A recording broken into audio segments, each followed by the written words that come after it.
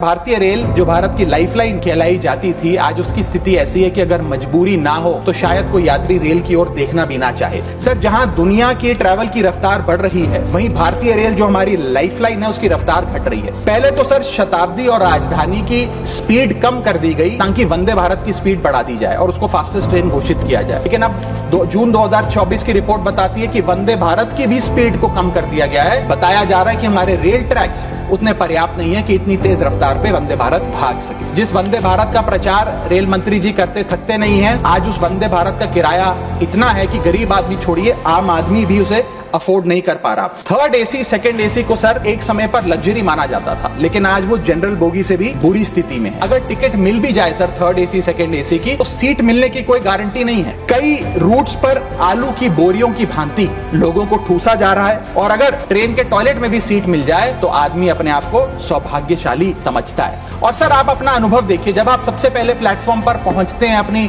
Train में चढ़ने के लिए, तो आपको चारों तरफ सिर्फ गंदगी ही गंदगी नजर आती है। और हालात यह है कि लोग मजबूर हैं प्लेटफॉर्म पर अखबार बिछाकर सोने के लिए। यहां तक कि सर आज जब इस ठंड के मौसम में एक यात्री एक लंबा सफर तय करता है ट्रेन में और सोचता है कि थोड़ा आराम कर लूं, कंबल चादर खोल के ओढ़ने का प्रयास करता है, तो उस कंबल चादर से इतनी बदबू आती है, इतनी दुर्गंध आती है। और उसके जवाब में रेल मंत्री और रेल मंत्रालय बताता है कि हम महीने में एक बार कंबल धोते हैं। सर, महाकुंभ को लेकर कई आयोजन बड़े बड़े किए गए और कहा गया कि भारतीय रेल बड़ी सक्रिय होकर महाकुंभ का आयोजन कर रही है। मैं बताना चाहूंगा कि प्रयागराज का रेलवे स्टेशन और आसपास के कई रेलवे स्टेशन को बंद करना पड़ा क्योंकि सरकार क्राउड मैनेजमेंट नहीं कर पाई। 2020 में सरकार ने बुजुर्गों को मिलने वाली रेल टिकट पर जो सब्सिडी थी वो बंद कर दी, जिसके चलते सरकार ने काफी ढोल बजाकर कहा कि वित्तीय वर्ष 22-23 में उन्होंने 2242 करोड़ पैसे 150 मिलियन सीनियर सिटीजन से वसूल किए हैं। अब बताइए सर, क्या हम अपने बड़े बुजुर्गों की हड्डियां निचोड़कर भी पैसा वसूलेंगे? सर, पहले सुरक्षित यात्रा की गारंटी हुआ करती थी, आज कोई गारंटी नहीं। रेल मंत्री कहते हैं हमने कवच सिस्टम नाम का एक नया सिस्टम लागू किया है जिससे अब रेल दुर्घटनाएं